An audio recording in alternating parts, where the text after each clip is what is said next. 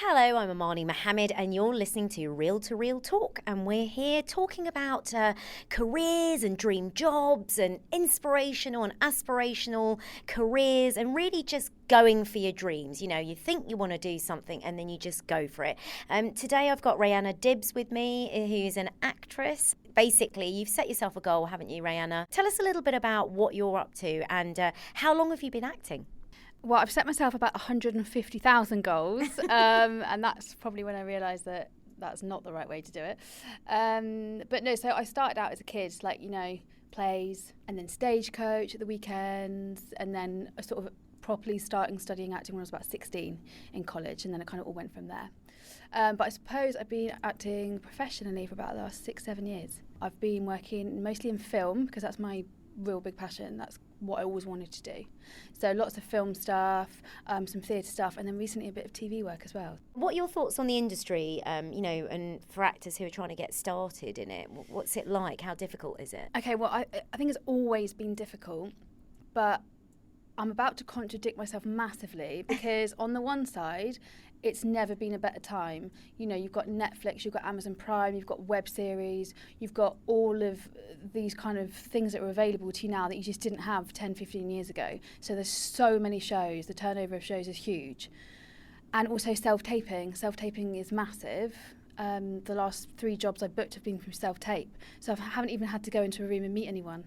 So I've just sent in my stuff and I've got the part, which has been amazing. That's fantastic. For those of us who don't know what self-taping means, just explain it. So basically, you're just recording it at home. So you get sent the sides from the producer or director, and then you kind of record it at home with a reader, which is good because you get the opportunity to do loads of takes until like the ones that you're happy with. Then you just send it to them, normally via like Vimeo or however they want it. And then that's it. But it's a big thing. It's massively big in the States, and now it's come over here, and people are doing it more in London and Europe. I mean, it's an incredible way to actually showcase how technology is really helping people, and has opened a lot of doors, is what I'm trying to say. So it's all about access and getting to things quickly. It's instantly accessible. I think that's what I love about the modern world. Yeah, no, it's brilliant. And you've got Facebook, Twitter. There's all sorts of casting groups on those sites as well. So there's so much out there available that you can see what's casting, and then it's just a matter of doing it and sending it over. But I think the downside of that is when you walk into a room, into an audition, you don't get that chance to make that first impression, to kind of show them who you are. But they clearly don't mind because they don't, they're busy, so they just want to see the work.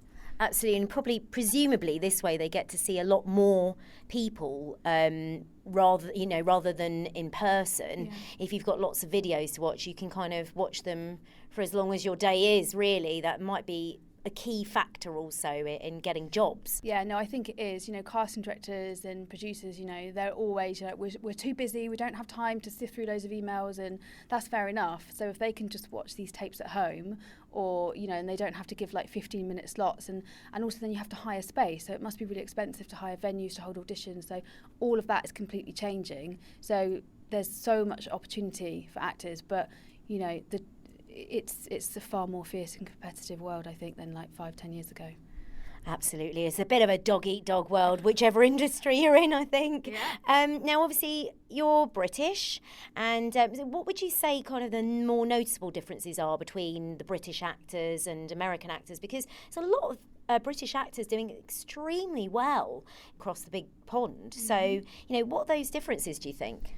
I think the Brits are absolutely nailing it, like Ruth Wilson, Damian Lewis, Idris Elba, Benedict Cumberbatch, Kelly MacDonald, she's Scottish, Marianne Jean-Baptiste. Yeah, they're all over there and they're nailing it and they're doing really, really well. And they're the top tier as well. So you've got the lower tier of actors that aren't household names, and they're in all the hit shows.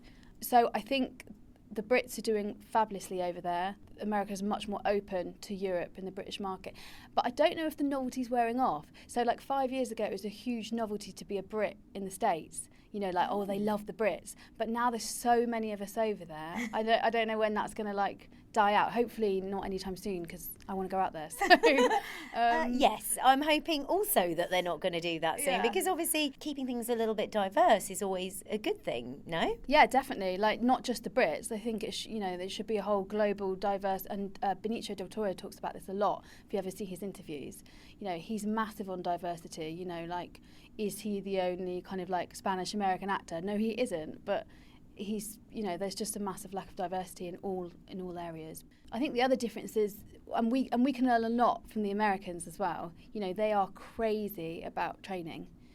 Everyone's in class. American actors, whether you're like a series regular in a show or doing a movie or just doing a commercial, like everybody is in class. And I've adopted that and kind of brought it home with me, because I think constant training and having a coach is a necessity if you really want to be better at something all the time, like any career, really. Absolutely. I mean, if you want to progress in the industry, then you have to learn new skills. I think that would be the same across the board. But obviously, with being an actor or an actress, you're really putting yourself out there, aren't you? You're up there on the screen. There's absolutely nowhere to hide. Do you know what? That's exactly right. There's nowhere to hide. You see the screen picks up everything. If the resources are available to me, I want to take them, and I want to always be better. But the Brits, there's kind of this myth with British actors, I think, about, like drama school. Right. And you go to drama school, and I didn't go down that route, and I'm sure it's great. But I think a lot of actors might come out of drama school and they think, okay, done my training now, I'm ready to work. But the whole American philosophy is a bit more, you're always training. Yeah. So that's a big difference, I think. But surely you have to put in the graft to get the jobs. An expectation is not necessarily going to grant you a job in the industry. But, I mean, in terms of your work, you've touched on, it's a good time to be working right now, and you want to go over to the States. So where are you in your work right now? What's your resume looking like, and what's next for you? What I'm pleased to say is shaping up nicely. Quite often I hate that question, because it's like, okay, what am I doing? But no, I've had like what people might call the golden week, I suppose. I found out that I booked 2 roles in 2 different projects. So Fantastic. yeah, no, I'm really, really chuffed. One's a play, which is great because I haven't done some theatre in about a year now. So that's a really good opportunity to kind of get back on the stage. What's it called? It's called Predicament. It's a drama. It's like a 3-act play. It's a 4-hander. Yeah, so it's kind of like nice, intimate. The script is great. I'm really excited about it. It's quite odd, but in a good way, I think. Yeah, so it'll be. It's going to be a nice challenge. It's a character-driven piece. What kind of character are you playing? So I play the wife married to this guy who suffers from Asperger's, and he's an alcoholic. And I play his very vindictive, judgmental wife. It actually is a drama stroke comedy, so I know I'm not selling it to be the happiest piece at the moment. Well, that's okay. You're an actress. You've got to morph into different roles. That's the whole point. Yeah, and there's a lot of light and shade in it, So his kind of character is very funny, the way he deals with his Asperger's, I think, from reading it. Sounds good. And what else? You mentioned a film as well. Yeah, so I'm doing a film called Alone. That's a British indie film. It's a really lovely crew, really good director. I've seen some of his previous work, so I'm really excited. And that is going to be in July. We're shooting in London. And it's a drama, again, a really lovely little script. And it's kind of set in like a post-apocalyptic type world. And what kind of character do you play? So I play the girlfriend of this guy. So it's all kind of like set around this guy. He's, I don't know too much I can say about it, but he's basically alone. Something has happened, and the whole film is kind of a series of flashbacks of how he got to that place. And I play this guy's girlfriend, and we have kind of this very strange relationship. So I'll leave it at that for now. Oh, yeah, sounds good though. So, you've got aspirations and dreams to go to America. That's what you want to do. You want to continue your work as an actress, as someone that's chasing a career in this industry, and it can be quite a fickle industry, but rewarding at the same time if you get the right parts and so on, because you can build. It's like building blocks, isn't it? You can build on your progress and get into bigger and bigger productions. So you've been on this journey for 5 or 6 years now, you said, as a professional actress. What have you learnt about yourself during this time and during this process? Yeah, that's a good question. I'm still learning, like anyone who's doing anything, you know, if you're doing something every day, then you're always learning from it. But the big thing is, and this is going to sound really, well, that's obvious, isn't it? But actually learning to be myself. You know, I think you start out and there's a lot of negative attitude that goes along with it. Like you said, you know, if you're not having a good run, you know, you get frustrated and then all of a sudden everything comes along at once and then you're kind of back in the game again. In the past, you know, I've always been looking at, well, so-and-so's doing that, they're doing really well. You know, when am I going to get that opportunity? And actually, once I sort of like took a step back and thought, you know, that's great for them, staying on my path and just being comfortable being myself and not worrying about what other people are doing. It's so easy to compare yourself to what other people are doing and, you know, think, well, I want to do that. And just learning to actually think, you know what, I'm me. This is what I've got to offer, and staying on my path. Since I kind of adopted that attitude, things have just started happening. So it sounds really obvious and it sounds a bit like spiritual and cliche, but for me, the biggest journey is just working out who I am and how I fit into the industry. It's a great answer. I mean, the thing is that you have to find your own way, and your strengths will be somebody else's weaknesses and vice versa. So at the end of the day, it's exactly what you said. If you are strong and focused and you keep on the path that you want to, hopefully you'll get there in the end. And when are you planning on going to the States? I'm hoping to be out by the end of this year. I mean, I've been out there a lot. You know, it's not for everyone, but for me personally, I've got a lot of friends who are out there now. I've got some family there as well. And it is a place, you know, people say, you know, particularly LA, oh, you love it or you hate it. And it's an industry town, and film's what I want to do, and I do like it. And so for me, it's kind of, well, you know what, I'm going to give it a go. Why not? So, well, this is kind of where you want to be, right? It's definitely where I want to be. And, you know, I've got no illusions that, you know, it's going to be difficult. And, you know, I'm not looking for like one answer for, you know, I'm not looking for, you know, name in big lights and all of that. Yes, it would be nice, but actually I just want to work. And that's where most of the great work is kind of happening.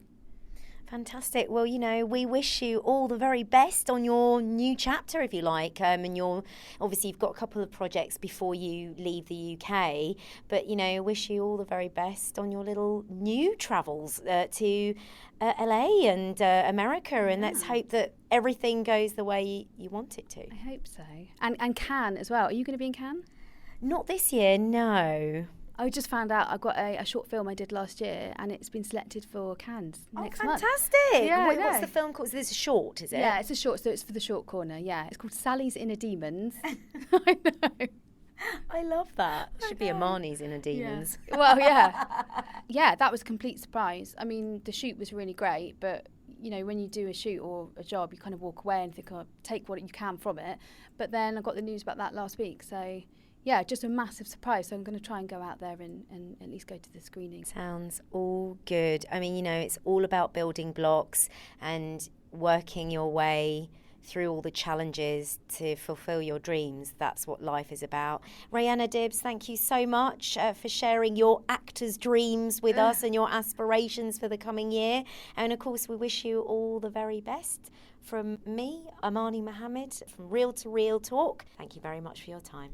Thank you. I've loved it.